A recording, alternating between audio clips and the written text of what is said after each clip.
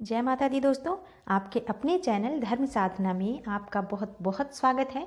माँ भगवती दुर्गा की कृपा आप और आपके पूरे परिवार पर सदा सर्वदा बनी रहे। दोस्तों, आज हम बात करने वाले हैं प्रदोष व्रत के बारे में। प्रदोष व्रत जो कि कार्तिक मास के शुक्ल पक्ष में आने वाला है, कब है, किस तरह से हमें इस व्रत को करना चाहिए, व्रत की विधि क्या है, पूजा विधि क्या है, शुभ मुहूर्त क्या है जिस समय में हम पूजा करें, और व्रत की कथा क्या है, किस तरह से हम करें कि हमें सुख सौभाग्य का आशीर्वाद भगवान भोलेनाथ की तरफ से प्राप्त हो।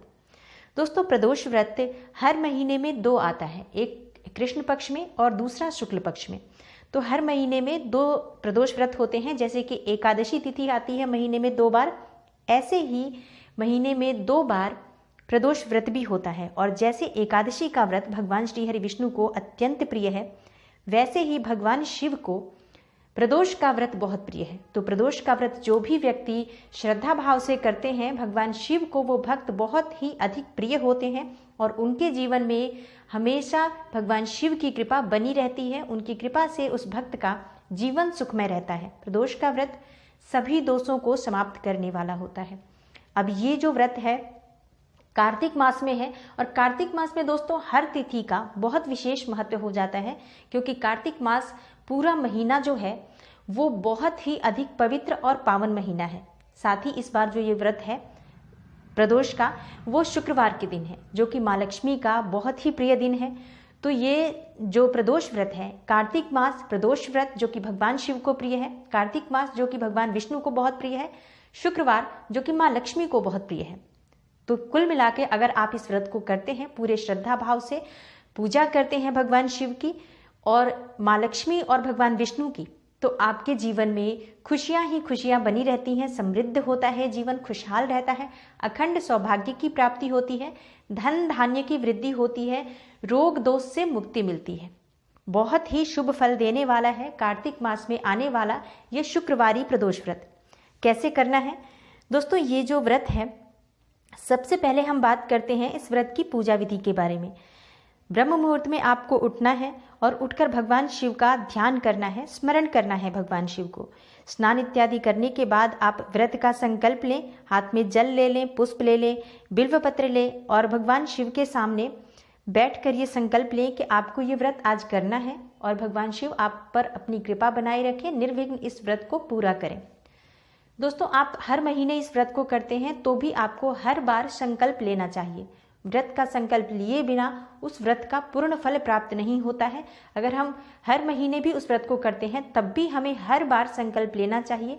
संकल्प में हम प्रार्थना करें भगवान शिव से कि वो हमारे इस व्रत को निर्विघ्न पूरा होने में हमारी मदद करें और जो भी हमारी मनोकामना है उसे पूर्ण करें। दोस्तों, भगवान शिव का से सामने आप संकल्प लें और पूरे दिन व्रत रहना होता है। आप पूरे दिन फलाहारी व्रत रखें, फल ले सकते हैं आप, जल दूध ये सब चीज़ों के साथ आप इस व्रत को रखें। चाय पिए, जूस पिए, सब कर सकते हैं, बस अन्न ग्रहण नहीं कर सकते हैं। इस तरह से आप इस व्रत को करें।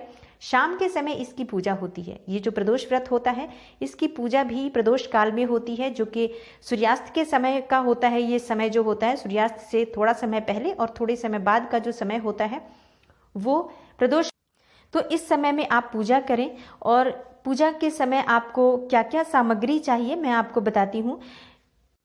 सफ़ेद फूल भगवान शिव को अत्यंत प्रिय हैं, तो सफ़ेद फूल जैसे आंकड़े का फूल ले लें आप, धतूरे का फूल, भांग चाहिए आपको, पंचामृत बना लें आप, दूध दही घी शहद शक्कर मिलाकर पंचामृत बनाएं, और सफ़ेद मिठाई या सफ़ेद नैवेद्य रखें आप, खीर बना सकते हैं आप। और भगवान शिव को चढ़ता है जौ का सत्तू, घी और शक्कर मिलाकर चूरमा बनाकर भगवान शिव को चढ़ाया जाता है, अर्पित किया जाता है, जो कि भगवान शिव को अत्यंत प्रिय है। तो बना सकते हैं अगर आप, तो वो भी अवश्य बना लें। जो भी सीजनल फ्रूट्स होते हैं वो आप अवश्य रखें, सूखे फल रखें, सूखे मेवे रखें। इस तरह से आपको भगवान शिव की पूजा की तैयारी रखनी है। सफ़ेद वस्त्र आप भगवान शिव को अर्पित कर सकते हैं। सफ़ेद चंदन चाहिए भगवान शिव को चढ़ाने के लिए, उनकी पूजा के लिए। अगर आप मंदिर जा सकते हैं, बहुत श्रेष्ठ है कि आप आज के दिन मंदिर जाकर पूरे शिव परिवार की विधिवत आराधना करें, पूजा करें, अभिषेक करें। मंदिर नहीं जा सकते हैं तो अपने घर में ही भगवान शिव की मूर्ति है या भगवान का शिव का अगर शिवलिंग है आपके पास तो भगवान शिव की विधिवत पूजा करें। सच्चे मन से ओम नमः शिवाय का जाप करें और साथ ही ये जो समय होता है प्रदोष काल का, ये समय भगवान शिव को अत्यंत प्रिय है। तो इस समय में पूजा करके आप जो भी मनोकामना बोलते हैं भगवान शिव से, वो अवश्य पूरी होती है। तो भगवान शिव से प्रार्थना करें अपनी मनोकामनाओं को पूर्ण करने के लिए। इस तरह से आपको ये व्रत और पूजा संपन्न करनी है। शाम के समय आप प्रसाद भगवान शिव को जो अर्पित करते हैं उसे खाकर इस व्रत को खोलें। और शाम के समय भोजन में आपको मीठा भोजन करना चाहिए। नमक का प्रयोग आज के व्रत में आप बिल्कुल ना करें। तो शाम के समय आप मीठा भोजन करने के बाद अपना व्रत खोल सकते हैं। इस तरह से इस व्रत का समापन होता है। दोस्तों, इस बार त्रयोदशी तिथि बहुत ही शुभ मुहूर्त में है। कारण क्या है कि शुक्रवार को सुबह 6:53 से सर्वार्थ सिद्धि योग लग रहा है, जो कि बहुत शुभ मुहूर्त होता है। और इस समय में सर्वार्थ सिद्धि योग एक ऐसा योग है जिस समय में आप किसी भी मंत्र का जाप करते हैं वो सिद्ध हो जाता है, कोई भी पूजा आप करते हैं वो सिद्ध हो जाती है, किसी भी मनोकामना से आप कोई पूजा कर रहे हैं वो पूजा अवश्य आपकी पूर्ण होती है और मनोकामना आपकी अवश्य पूर्ण होती है। इस योग का बहुत अधिक महत्व है। तो प्रदोष व्रत के दिन पूरे दिन सर्वार्थ सिद्धि योग है, तो पूरे दिन ही आप पूजा कर सकते हैं। पूजा का बहुत शुभ मुहूर्त है। लेकिन फिर भी एक समय है जिस समय में आपको पूजा नहीं करनी है, राहु काल का समय। सुबह 10:50 से लेकर 12:09 तक का जो समय है ये राहु काल का समय है। तो इस समय में आपको पूजा नहीं करनी है। बाकी का पूरा दिन बहुत शुभ है।